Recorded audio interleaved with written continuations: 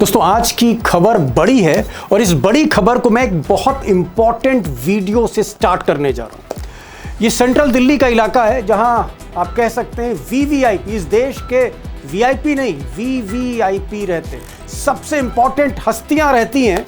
और ये जो पता है इसे नोट करें, 9 मोतीलाल नेहरू मार्ग। और ये जो बंगला है 9 मोतीलाल नेहरू मार्ग वाला, ये मोदी जी के बड़े खास मंत्री भूपेंद्र यादव का है।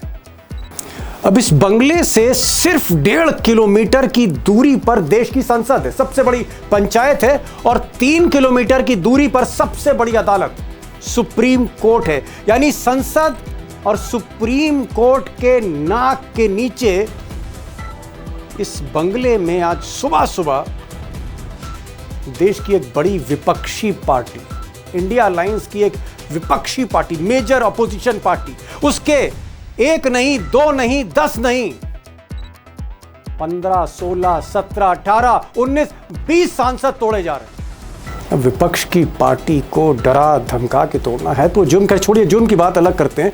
पहले आप बंगले के अंदर की ये लाइव पिक्चर देखिए।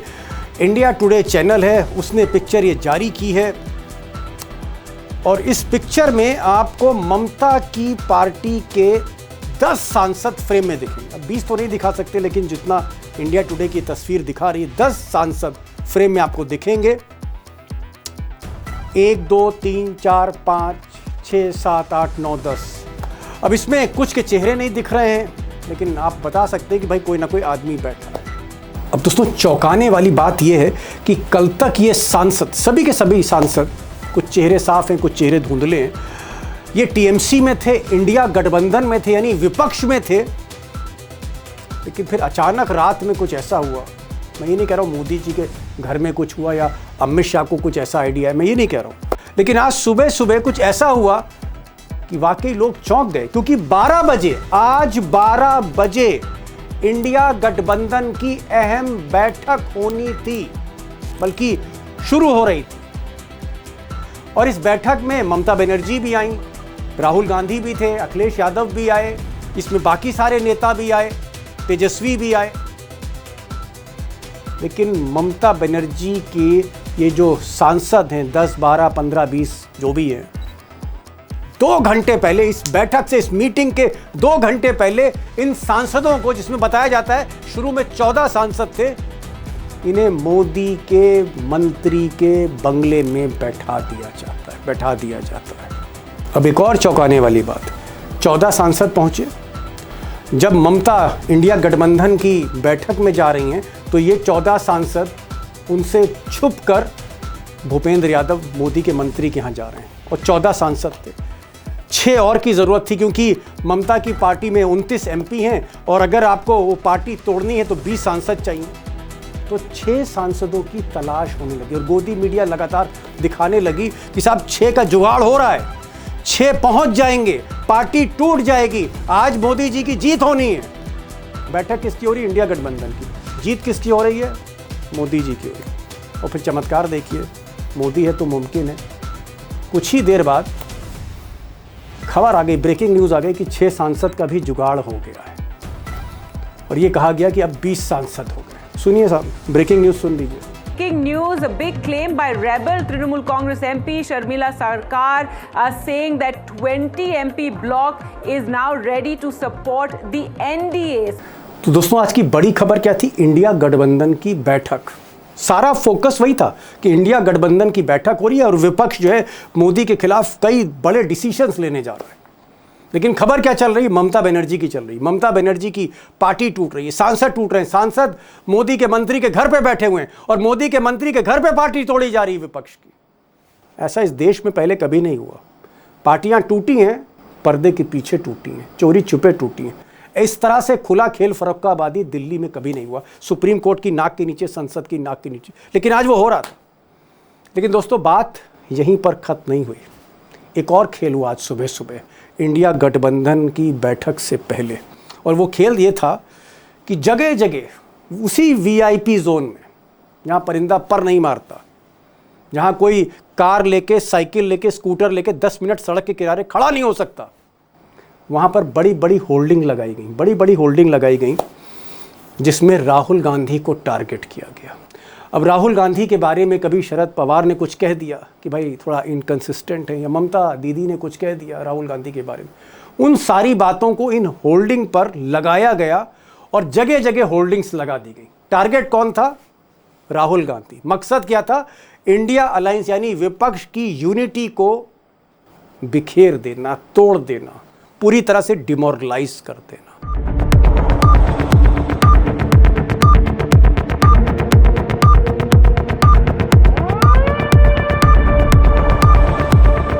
ये मैं समझता हूं बल्कि बहुत ही हल्के किस्म की, ओछी किस्म की बातें होती हैं।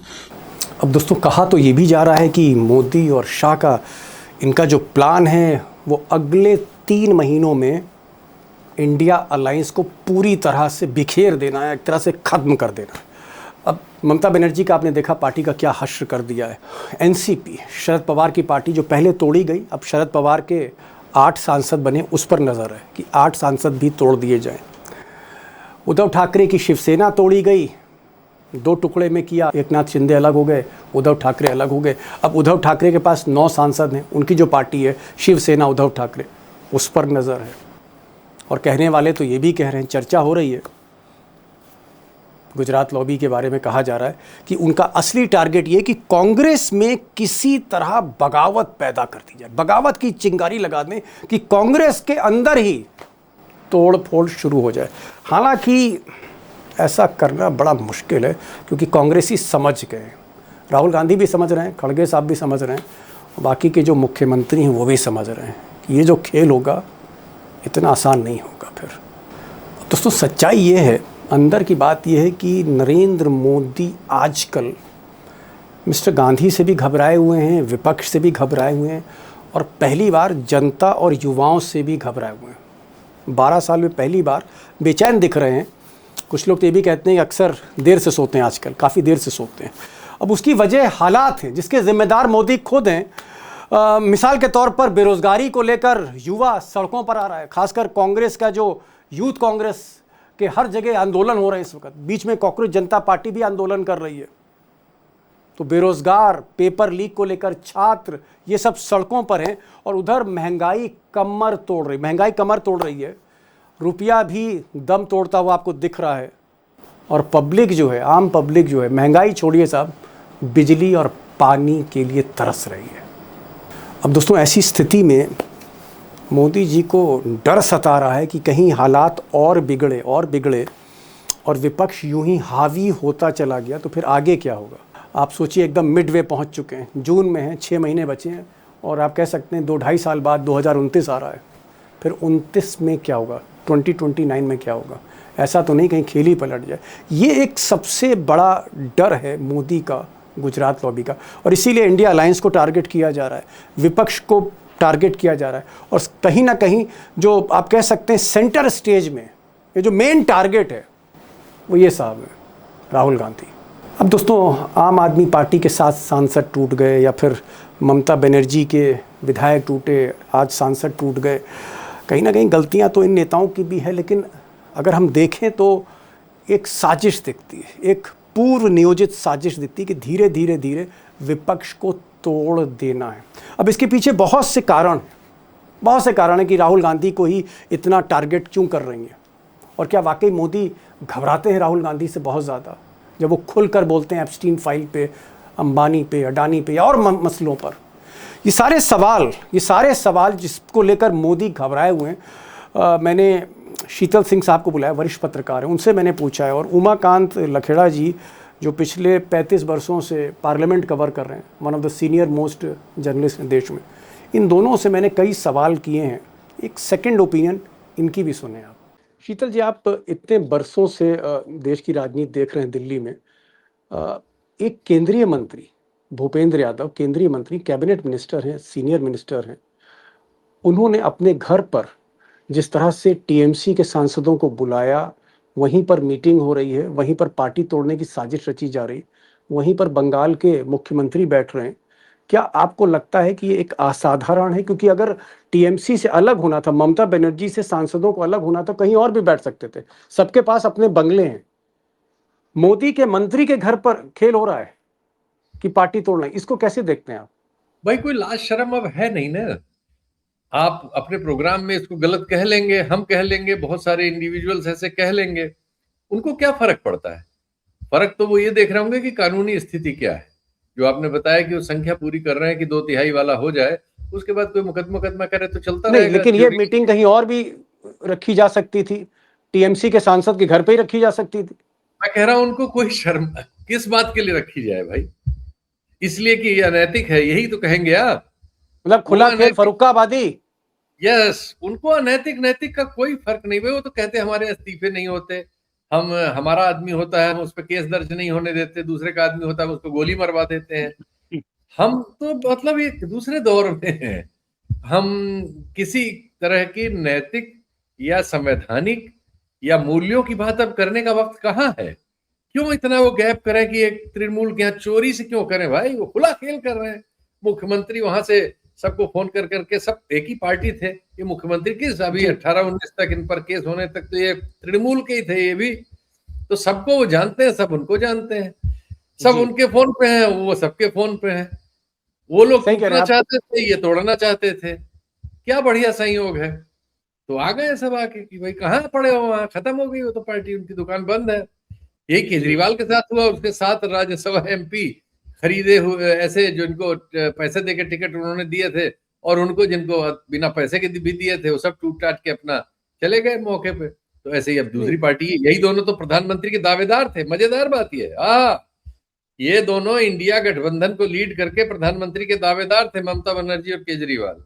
ये इनकी सामर्थ्य है। और लड़ाई हो रही है, मेन लड़ाई जिससे है उसके पोस्टर लगे हुए हैं, आपने बता दिया। ये तो मतलब प्रहसन है। अब उनको शीतल जी, मैं राहुल गांधी पर भी आ रहा हूं। मैं लखेड़ा साहब से एक चीज पूछना चाह रहा था। लखेड़ा साहब, क्या आपको लग रहा है कि एक एक करके सारी पार्टियों को तोड़ा जाएगा, इंडिया गठबंधन को वीक किया जाएगा? क्योंकि निशाने पर शरद पवार की पार्टी भी है जिसका मर्जर की बात हम सुन रहे हैं। उद्धव ठाकरे की जो पार्टी, उसके भी मर्जर की बात मराठी के अखबारों में आ चुकी। आम आदमी पार्टी जो इंडिया लाइन से बाहर है लेकिन विपक्षी पार्टी, उसमें भी बड़ी टूट हुई है। अब टीएमसी टूट रही है। इंडिया अलायंस को नरेंद्र मोदी और अमित शाह इतना कमजोर क्यों करना चाहते हैं? इंडिया, या इसको सवाल को मैं यूं पूछ लूं आपसे कि इंडिया अलायंस इतनी घबराहट क्यों है मिस्टर मोदी को? नहीं, दीपक जी, जो सबसे बड़ा मुद्दा है कि मोदी सरकार के नेतृत्व को और एनडीए को देश की जनता ने 2024 के लोकसभा चुनाव में नकार दिया, ठुकरा दिया और उनको सत्ता नहीं सौंपी। वो एक किस्म से एक फ्रैक्चर्ड मैंडेट से वो देश की सरकार चला रहे हैं पिछले 2 साल से। कहानी ये है कि ये तमाम खबरें उड़ रही हैं कि 2026 में मोदी जा सकते हैं। सितंबर में जब मोदी 76 साल के पूरे हो जाएंगे तब वो जा रहे हैं। तो मोदी ने उसका एक होमवर्क तैयार किया है कि जो 240 हैं उसमें अगर 15-20 और जुड़ जाते हैं तो 262 हो ही जाएंगे। लखेड़ा साहब, 260 तो हो ही गए आज भाई। हाँ, 14 तो बैठे हुए, तो 6 आ रहे ट्रांजिट में, तो 20 मतलब 240 प्लस 20 260 तो यही हो गए। अभी शरद पवार की बात सुन रहे हैं।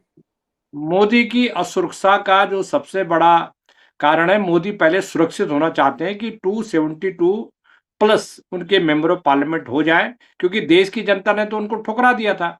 और आपने नोट किया होगा इस बात को, और दर्शकों ने भी नोट किया होगा कि एक भी पार्टी का 240 से 241 नहीं हुआ। तो उन्होंने आपदा में अवसर, आपदा किसकी आई? ममता बनर्जी के घर में आई। तो आपदा में अवसर मोदी और आपदा में अवसर न तलाशे तो ये तो बड़ी नादानी हो जाएगी। नंबर 1 बात। नंबर दूसरी बात कि आज इंडिया अलायंस की एक ग्रांड बैठक हुई जिसमें 25 पार्टियों ने शिरकत की, और उस पार्टी की जो इवेंट है उसको कैसे ओवरलैप किया जाए, कैसे डाउन किया जाए, क्योंकि जो खबर छपेगी टूट फूट की। टीएमसी के 20-22 सांसद एनडीए का पार्ट हो गए हैं और स्पीकर मुझे लग रहा है 5 मिनट भी नहीं लगाएंगे और उनको एनडीए लोकसभा में मान्यता दे देंगे। जैसे आपने देखा होगा राज्यसभा में आम आदमी पार्टी के एमपीज को, चड्डा एंड कंपनी को वहां बता दिया। अब इनको भी बता करके अब भारतीय जनता पार्टी जश्न मनाएगी कि हमारे तो 262 हो चुके हैं, अब तो बल्ले बल्ले है। तो सारी सही बात। कहानी ये है कि आज की जो इवेंट है उसको ढकना था, उसको अप्रासंगिक बनाना था, इसकी तैयारी पहले से हो रही थी और आज उसको उन्होंने कार्य रूप में परिणित कर दिया ताकि आज इंडिया अलायंस की खबरें न छपे। ठीक, ठीक, आप सही कह रहे हैं कि आज 8 तारीख को ही विपक्षी दलों की बैठक होनी थी और 8 ही तारीख को भूपेंद्र यादव के घर पे मीटिंग हुई, जहां टीएमसी को तोड़ने की साजिश ही नहीं रची गई बल्कि उसको इम्प्लीमेंट किया गया। एक सवाल यहाँ पर पूछना चाहूँगा शीतल भाई, घूम फिर के अगर हम देखें, राहुल गांधी के खिलाफ आज पोस्टर लगे दिल्ली में, और फिर ममता बनर्जी को अपमानित किया गया, उनकी पार्टी तोड़ दी गई। वो तो दिल्ली से आई थी इंडिया अलायंस की बैठक करने। ज्यादातर जो फोकस है सरकार का वो राहुल गांधी पे, कि राहुल गांधी को किसी तरह से टारगेट करना है, कान ऐसे पकड़े या वैसे, घूम फिर के निशाना राहुल गांधी पर है। मैं ये जानना चाह रहा हूं कि 2024 के बाद और खासकर इस दौर में जब मोदी हर तरफ से घिरे हुए हैं, ना सिर्फ महंगाई से, पेपर लीक या युवाओं के आंदोलन से, विदेशी हर तरफ से घिरे हुए हैं, राहुल गांधी को टारगेट क्यों कर रहे हैं? राहुल गांधी से इतनी घबराहट अचानक उनको क्यों हो रही है? ऐसा क्या है कि गुजरात लॉबी राहुल गांधी से डरी हुई है, जिसे अंग्रेजी में कहते हैं ऑब्सेस्ड? भाई वो मुझसे तो डरेंगे नहीं। राहुल गांधी 7 राज्यों में उनकी या तो खुद की सरकार है या वो सरकार में है। 8 राज्यों में वो लीडर अपोजिशन है, लोकसभा राज्यसभा में वो लीडर अपोजिशन है, और कोई कहीं होराइजन पे है नहीं, तो किससे डरेंगे वो? देशव्यापी पार्टी जिसको 14 करोड़ वोट मिल रहा है अभी तक, इस बुरे हाल में भी, वो कांग्रेस है। तो किससे डरेंगे भाई? स्वाभाविक है वो उससे ही डरेंगे जो इतना बड़ा ताकतवर है उनके सामने, जिसको आज भी 28%, 29% रेटिंग मिल रही है किसी भी सर्वेक्षण में। तो इसलिए उससे डरते हैं। डरते क्या है? उसको डरते वरते नहीं है, वो उनको नष्ट करना चाहते हैं, नष्ट करने की कोशिश कर रहे हैं, बहुत समय से कर रहे हैं। पहले उन्होंने उनके व्यक्तित्व को नष्ट किया, उनको पप्पू साबित किया सोशल मीडिया और दूसरे मीडिया के प्रचार से, और फिर इस धारणा को उन्होंने स्थापित करने के लिए बहुत पैसा खर्च किया, बहुत तरह का काम किया। 2024 में जहां मोदी 240 पर आए, 2024 में जहां एक टफ बैटल था मोदी के लिए, क्या 2029 का बैटल उससे ज्यादा टफ होगा या आसान होगा? नहीं, 2024 में उनके जो लूप होल थे, उन्होंने उसके तुरंत बाद राज्यों के चुनाव में उन लूप होल्स को भर दिया।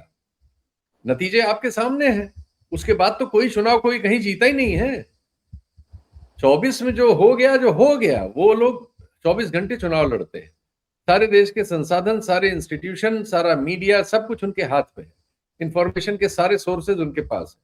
सारे विपक्ष की पार्टियों को कितनी आसानी से देख रहे हैं।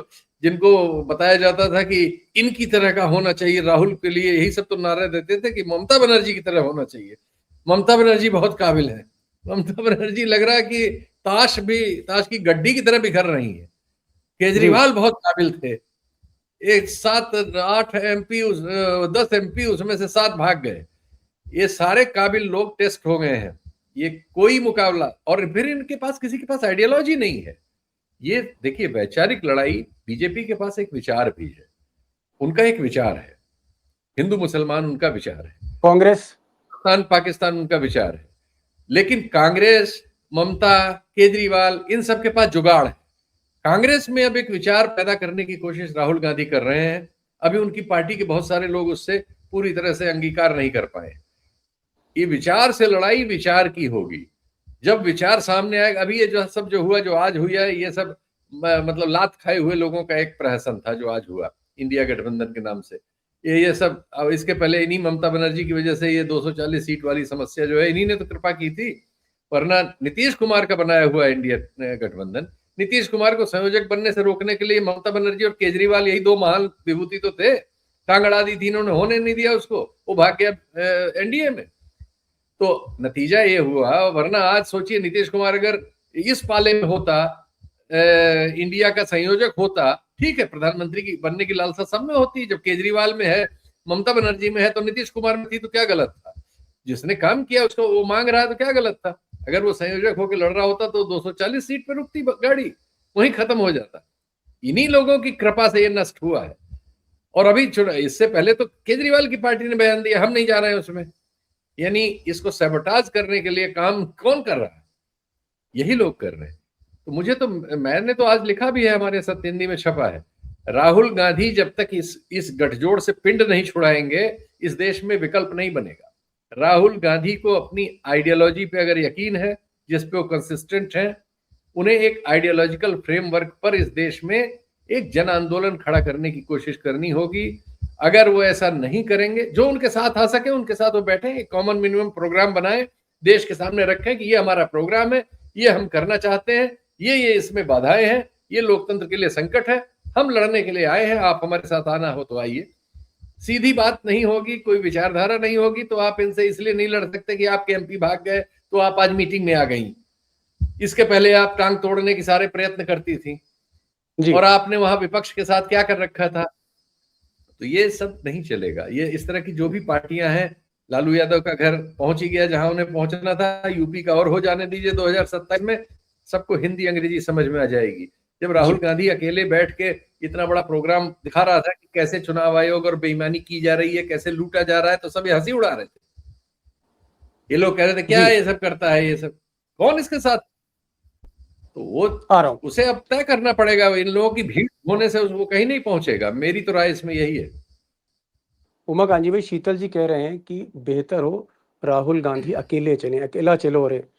क्या आपको लगता है कि चाहे ममता बनर्जी हो, अरविंद केजरीवाल हो, डीएमके हो, शरद पवार हो, उद्धव ठाकरे हो, इनके अपने अपने एजेंडे हैं, कभी ये साथ आ जाते हैं राहुल गांधी के जब मतलब पड़ता है, और जब मतलब नहीं होता तो अलग हो जाते हैं। क्या राहुल गांधी अगर अकेले चलें, पूरे देश में फुटप्रिंट हैं कांग्रेस पार्टी के, वो ज़्यादा बेटर सिनेरियो रहेगा 2029 में मोदी को चैलेंज करने का? देखिए, सबसे जो बड़ा मुद्दा है और जो चुनौती है राहुल गांधी के सामने, वो ये है कि अखिल भारतीय स्तर पर देखिए हिंदी बेल्ट में कांग्रेस का ऑर्गेनाइजेशन खत्म है। मैं पूरी जिम्मेदारी के साथ ये बात बोल रहा हूँ कि सवाल ये है कि जो सोशल चेंज हुआ है, खास तौर पर बाबरी मस्जिद राम जन्मभूमि आंदोलन, उसके बाद जो बचा खुचा था, वो जाति का जो आरक्षण हुआ, जो भी चीजें हुई, उस आरक्षण ने किस तरह से पूरा मंडल का सामाजिक मंडल आप कहना ताना-बाना चाह को, रहे हैं? यस, तो वो जो मंडल कमीशन आया उसने पूरा कांग्रेस का पूरा बेस को खिसका दिया। और जो माइनॉरिटीज थी और अपर कास्ट, ये अपर कास्ट एक बहुत बड़ा तबका, schedule caste, minority, upper caste, ये सारी चीजें, ओबीसी नहीं था कांग्रेस के साथ।